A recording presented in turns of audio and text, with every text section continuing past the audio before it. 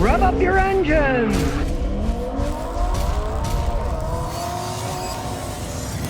Here's an email from one of you viewers showing how the Honda dealer tried to rip him off. My name is Jason, big fan. I took my wife's 2000 Civic Hatchback Sport to the Honda dealer. They said they wanted $1,095.24 for basic maintenance, which included $455.49 for the cost to replace an ABS sensor, which, by the way, ended up costing me $38 and took 15 minutes to replace myself. It certainly doesn't involve taking the whole car apart to fix. It's hilarious to me that Honda wanted to charge $455 to replace the $38 part, especially when I saw a video that shows how to do it. What do you think of this? Crazy, right? Yeah, I think it's crazy. That's how those people go. They just figure you don't know anything about cars. They'll totally rip you off. ABS sensor, you take the tire. You can do it without taking off the tire, but it's easier.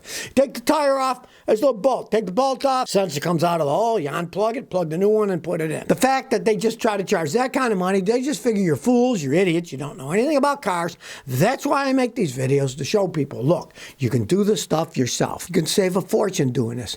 Don't be at the mercy of these guys that are just going to take advantage of you. They figure out you don't know anything, you're an idiot, right? Well, you save yourself a whole bunch of money. I can imagine the rest of the $600 for the $1,100 bill was stupid crap like changing the oil, the filters, yeah. Bunch of nonsense. They're just out to get your money. Stay away from them. Learn how to do it yourself. Well, everybody's always whining on Toyota. They're making enough electric vehicles. Now they only have one. Well, now they're going to launch a next generation electric vehicle under the Lexus brand. The only thing Toyota has now is that Z4X. What a stupid name. I mean, can these people have any imaginations when they name something? But they're all naming electric cars stupid numbers. I don't get it. Volkswagen ID.4. What a stupid name for a car, you know? Come on, people. We come up with some real names. Now, Lexus hasn't sold them yet, but they're building an RZ. Again, give it a name, please, not just letters. From the ground up electric vehicle. And guess what it's going to be? I'm looking at a picture of one now. It's going to be a four-door SUV crossover. What do you expect? I mean, you kind of figured that.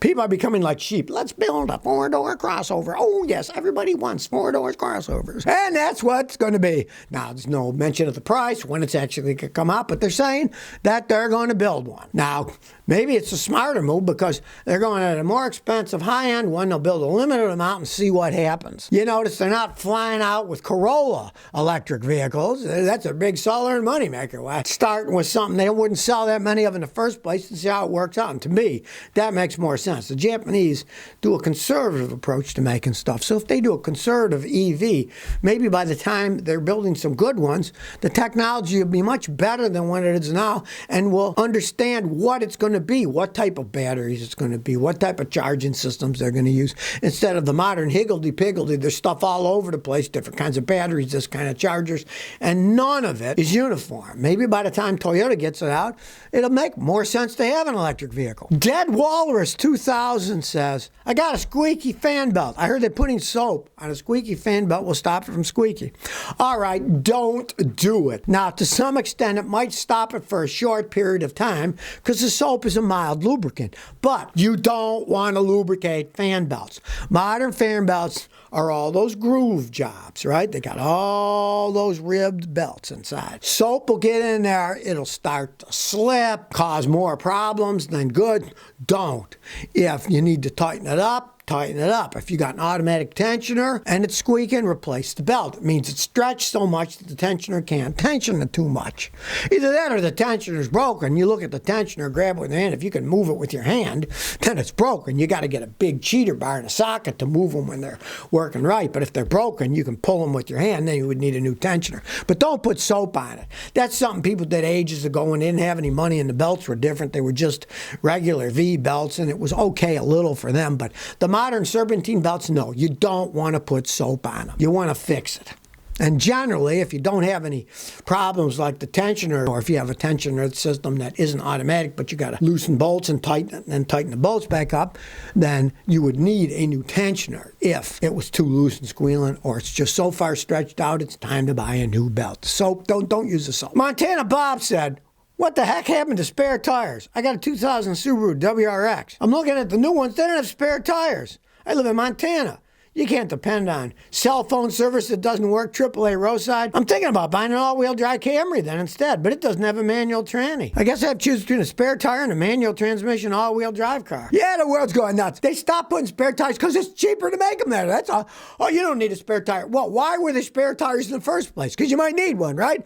Well, we'll just leave it up. There's an air pump in there. What if you get a big hole in the tire? You can't pump it up. The air will come right out. It's just a cheaper way to make cars. And then they get better gas mileage ratings because they weigh a little bit less, right? That's just all that it is. It's horrible. And then, like, you can get a Camry that's regular transmission. You don't have to get a CVT transmission, but yeah, they don't make manual all-wheel drive Camrys. Toyota's more or less going away from manual transmissions. I know most Americans, they want to drive automatics. I think it's 96% of Americans drive automatics, so it's just business sense to them.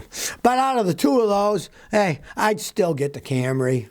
They're going to outlast the Subarus. That's just how it goes. Egg 4085483 says, will a taped-up ignition coil connector hold up? I got 2004 Lexus. The connector to a coil pack was broken. So I took the plastic part and I connected the prongs to the inside of the coil pack. Then I used Gorilla duct tape, taped it around to hold it in place. It's been running okay. Do you think this will hold up? Well, Gorilla tape is pretty good.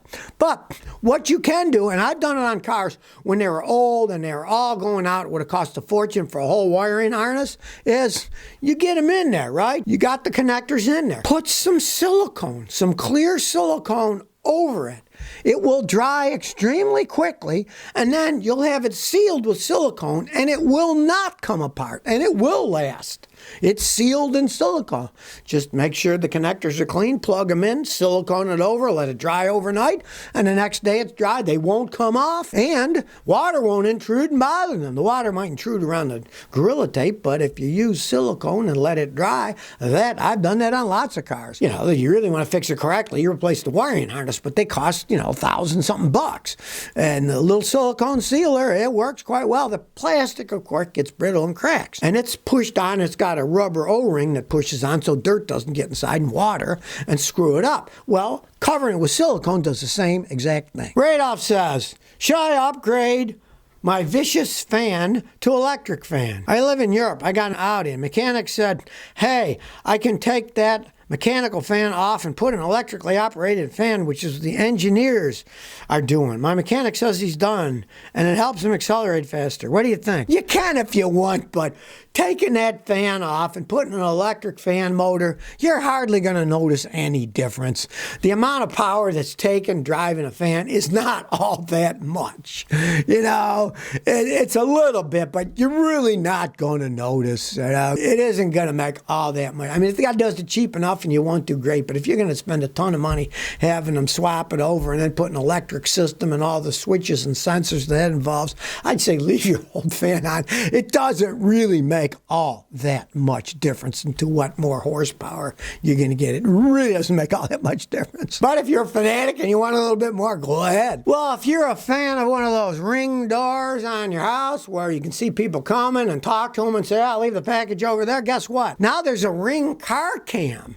If you want to record everything, everywhere, all at once, you can hook one up in your car. It looks forwards, it looks backwards, and records it. It'll even detect break-ins when your car's parked, and it will record every second while you're driving down the road. Now, they're not cheap. They're $249. Now, if you don't mind having a camera pointed right at your face, because it's on the dash, one points at your face and one points forward, so you can cover everything, which, of course, you can disable one camera or the other if you want. It's not set up the way I'd set it up because you can't disable just the audio in a car, so you can't have it recorded what you're saying. You either shut the whole thing off and you only have the front camera, or you got the front and the back with sound. Now, the good aspects of this is that the video is stored locally. It's not going to the cloud where everybody can watch you drive. And it has LTE connectivity, so you can access footage from anywhere. It also has GPS tracking, so you can track your car. As per usual, people are greedy. If you want to download video, you have to pay a monthly fee. And strangely enough, it has limited integration with other Ring devices. You think Ring would have made them so they're all integrated, but obviously they haven't done it correctly. And the video quality on the device isn't all that great if you want to play it back. It's only 540p. So obviously they're working on it. I wouldn't particularly buy one yet. It's obviously something in the working. I'd wait till they perfected the thing. They'll probably get cheaper and they'll probably work better.